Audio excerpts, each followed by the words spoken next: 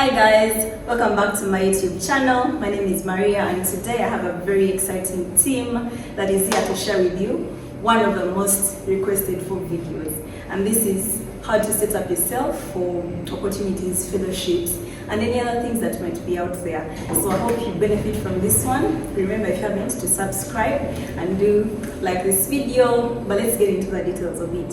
So I'm happy to have you ladies and gentlemen on this show, on this session.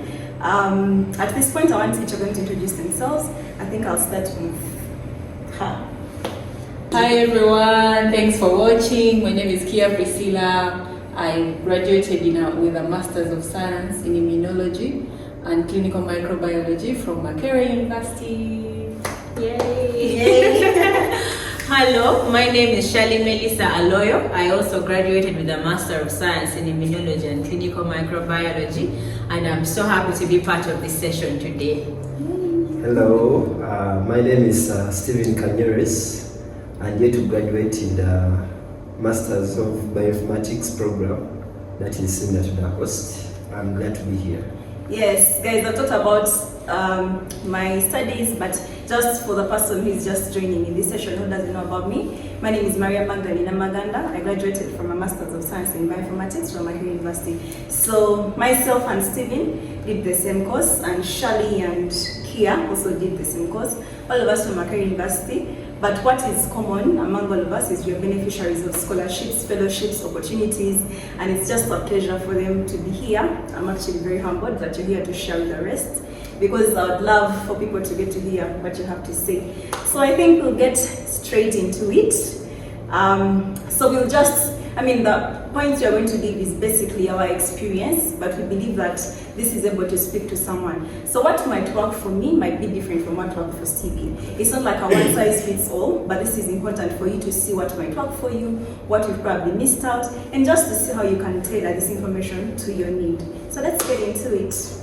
I'll start with Stephen. Stephen, what is one of those things you think someone should do to just position themselves for a scholarship? Yeah, and I think given that we are in the age of technology, okay, and most of us are really uptaking the social media thing, I would advise most people to take the social media really seriously, and we are getting many opportunities through social media. There are some opportunities that you get even without even meeting the funders physically, but nowadays sometimes the moment someone sees your name, the first thing is check your socials. Google, and whatever comes in to give them in mind what this person is all about. So most cases, personally, I built my Twitter account. Okay. And how you do that, you start little by little, because it's not just by snap of a finger or overnight. It's not random. Yeah. So you try to follow people who are within your field of interest. Yeah. And as you follow, you should do with the aim. Personally, when I was doing this, I was with the aim of later I should also attract other people to follow me because of my content. Okay. So you should have this in mind. Later you also start seeing that you will start attracting people from the same field. Those same people will start following you, and with that you'll be able to see that, oh, maybe I'm making it. Yeah. Okay. So I think with social media, that is one of the most important things. And the other thing is, for you to know that you are growing, it is much better for people to be following you than you having a higher number of people following you than those that you are following. Meaning that whatever content you are sharing is being consumed by a lot of people. Yeah. However, so would that mean then it is not just about the numbers of social media, it's about the quality of the people that you interact with? Exactly. Yeah, that is it. Okay, that's brilliant, Stephen. Yeah. Okay. So who else wants to go next? Okay, give us 1 point. Okay, what you think someone can do to position I think the themselves? other point that we need to consider when we are really interested in scholarships or getting opportunities to improve our career is having a place to volunteer. Because if you volunteer, like for example, you come volunteer in a research institution where they have known researchers or principal investigators, people who have connections with other professors in outside universities. People who have funding. People who have funding. Right. So if, for example, you want to be part of a research team of, let me say, Makerere University, Which is part which of. I am actually part of. Yeah. You really do. You can't start. You can't stay and you're working. Let me say in Moroto, and you expect to get a scholarship with maybe Makerere University through their programs. Let me say with Case Western University, which is usually one of That's the an institution. best. Yeah, one of the best and known institution that has been really taking part in collaboration with Makerere University. So there you really need to come and try to be closer to at least the home institution so that you are in position to curb the opportunities, because most of the time Yeah. the adverts come and they are posted And some of them locally. are very internal. Yes. So And I if think- you're within, then it's easy for you to notice. Yes, And I think also the goal orientation, like goal oriented volunteership. Yeah. So, yeah. Yeah. So I'm using Case Western maybe and Makerere College of Health Science because that's where I am, but there are still other opportunities in other colleges where you can go volunteer in those organizations and get and tap the opportunities, because usually opportunities are there. It's not like it comes once. That saying is not true actually. Opportunities keep passing. You They're just in have abundance. you have to grab it. Yeah. Because if opportunity is passing at Makerere University College of Health Science and you're working in Raka Health Center, how do you expect to tap? Yeah. So I think it's better to Best position yourself. position while doing, at least adding value to that institution that you're positioned at, even if they're not paying you. Yeah. Because you're looking at a bigger picture. I think another point that I would add to that, looking for your positioning yourself, I would say is putting yourself out there. Like, Yeah. let people know who you are, what your interests are, what you can do. Like, don't be the person who is always at the back of the room. Like, put yourself at the front. Like, I think that's something that I personally have learned recently. Like, Yeah. let people notice you. Let people know Know your that. abilities. Yeah, let them know that you can get tasks done. You know, you can write. You can get the work done. Yeah. Because it will be hard for someone to think about you when an opportunity comes. When you're in the back. Yeah, You like just they have have any shine. There's nothing unique about you. So basically, shine. I like that. Be visible. Have visibility. Yes. Yeah. For us to get in position with better scholarships and better opportunities, especially career-wise, Yeah. we need to have a mentor. We need to go for mentorship in really, really good places or places where we dream to be. Because if I am interested in doing research Yeah. in, say, HIV or viruses, Yeah. it would be better that we get a mentor who is in a research facility that is mostly focusing on HIV or viruses, Yeah. such that you get to know how to write up your concept, how to develop a career that is really fine-tuned and you're well aware of, such that if opportunities come Yes, and they're yes. interested in HIV concept or research one, Yeah. it will be easier for you to apply and really get straightforward. Sometimes you may find that the mentors that you're getting are actually part of the panel. Yes, it has happened to some of us. You've had that you find a mentor on the panel, but of course you have to be professional about it. You Yeah. not to say, oh, I know him, Yeah. and you don't do your best. Yes. And then the other thing I really like about your point of mentorships is, for me, I really think it's right when people say your mentors have walked all the steps so that for you just come and do that. You do the minimal work. Because a mentor is a mentor is someone who is already doing something you're interested in. So they know the system well. They will tell you, this is not a route for you to take, maybe take this step. So something I would have done in 100 days, I'm getting it done in 1 day because I have like a guide. Yeah. And for me, what I think, one thing I've seen people abuse also mentorship. Yeah. So they think the mentor is going to do that. The work for them. them. Yet you should be doing the hard work so that you motivate your mentor. And you need to be Yeah. inquisitive so that your Yeah. mentor can also Yes. think. I mean, as much as you're looking for these mentorships, be ready to be mentored. Yeah. Make the work easy for him or her. Exactly. Yeah. Yeah. Yeah. Yeah, so I think I would like to bring in the point. I usually call it the oil of everything. Yeah. Yeah, that is the networking bit. Yeah. Please network. And with networking, let it be professional. Yes. Do not play the sympathy card. Yes. Or the beauty game. Yeah, that is it. Like with networking, actually it collects all the rest of the things. When you, for example, you are doing a volunteership, network, and when you are networking, you are building from the knowledge we've already gathered along. So you can never stage up a conversation with someone. Trust me, if you know nothing, you just looking at someone and then, like Stephen, you go for this conference, you find top-notch researchers, and they're telling you to make collaboration, make connections, and you have no research idea to discuss. You are just having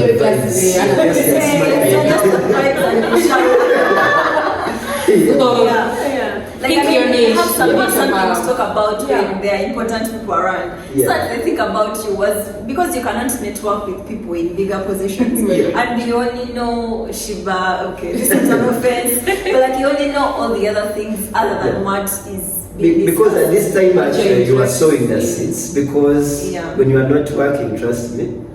For me, I feel like that pool is where you have your future employer. You go to a panel and you are seeing someone you have been talking to, and you are seeing them in the panel. And they're interviewing and they have the final say. Yes, and trust me, like it or not, you are already cheated. You are like some steps, you have an edge over someone. But keep professional even if you find someone you already know at a panel or anywhere. And me, I would love to talk about academic excellence because this is a point people really skip.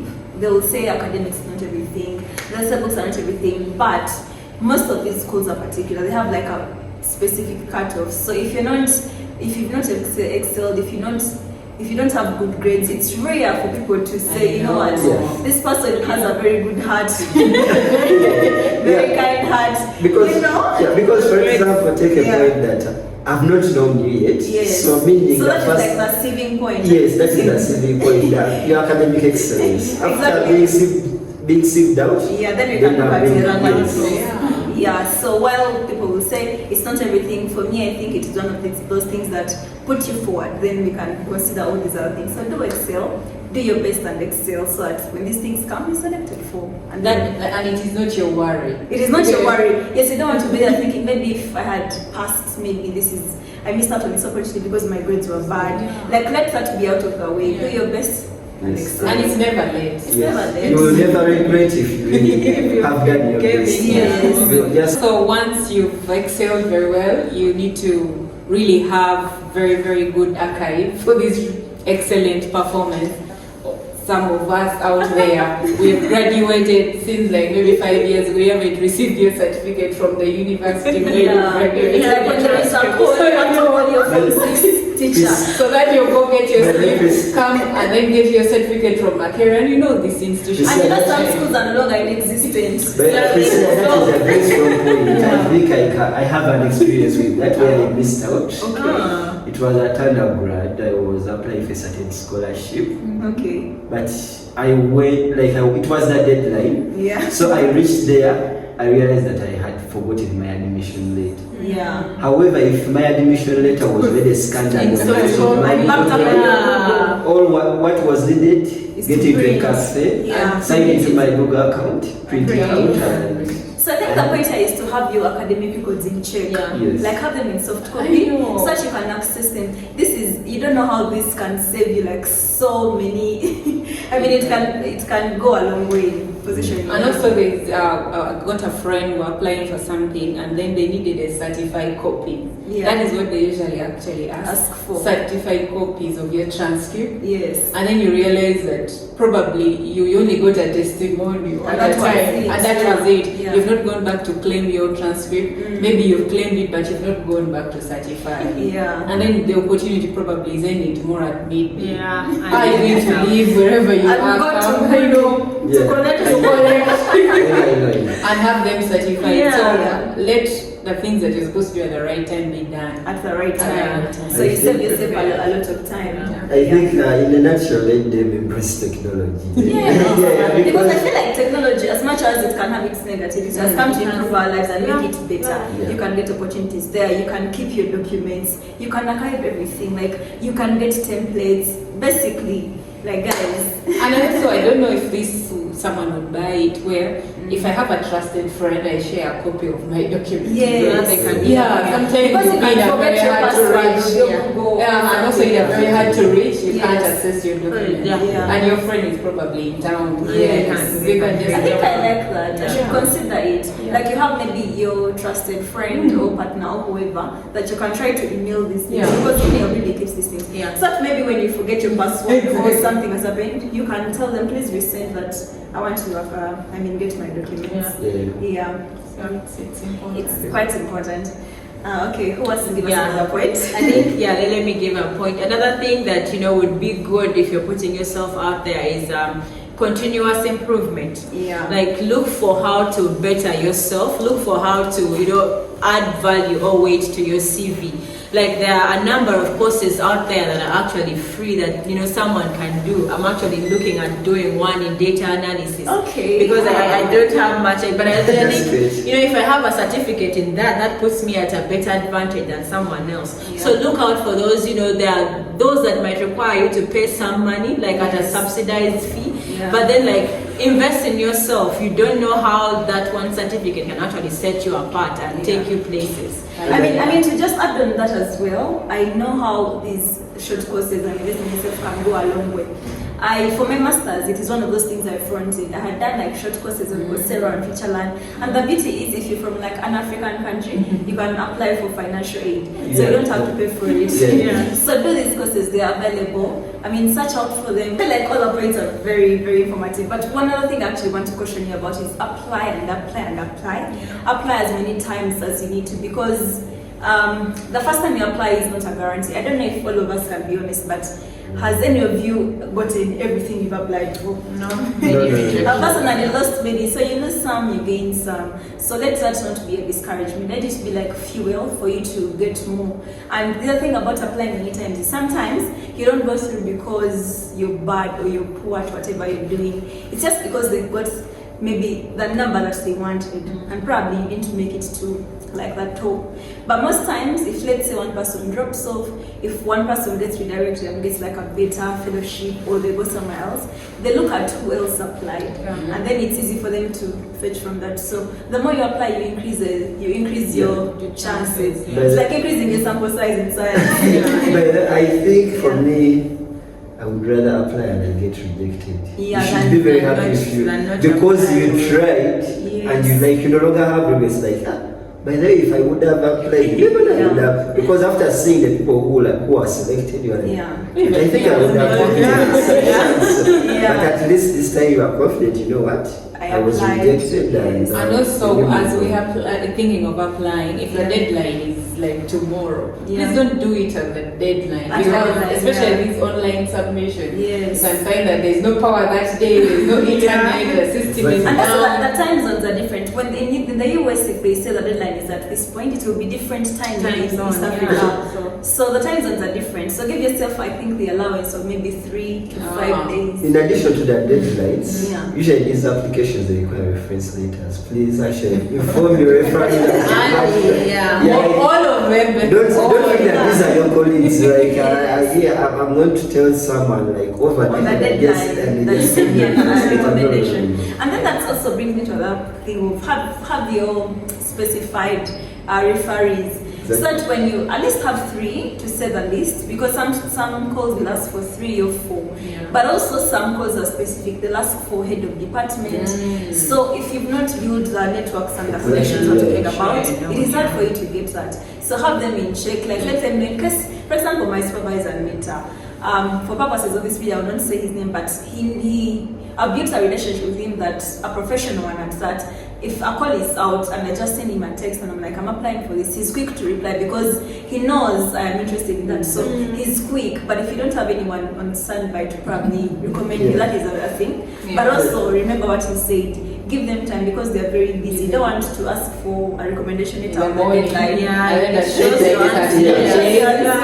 And I think, Maria, again, in addition, there would be a code that wouldn't require you to request requesting them for a reference letter, Yeah. but you will have included their names maybe in your CV. Yes. The moment you apply, inform them that you've applied for this and this Oh, and like this. the ones where they send them links. So Yeah. after you've applied and then you put their details, they'll reach out to them by themselves to ask them. Yeah, some they even don't send the links, but it's better your referees Just in case they and they contact know that yes, and so apply and their referee. Yes. Yeah. I think that's important. And then the one thing that I think for me, because I'm Christian, I'll tell you, please have God at the center of everything. This is probably the last point, but the most important. Because you can have all the things you've talked about, but like there is something beautiful about favor. We might all be good, but just pray for that favor, for the grace, that when they're selecting, it's you they choose. So for me, that's important. I think that one cannot be explained by the science. That's what I'm explained by science. Yeah. So have that, like pray for a blessing over your life. Pray From the time you're starting to apply, yes. play for, pray. Such when they are searching papers and putting things aside, yours is like pride, like they put it here like divine intervention.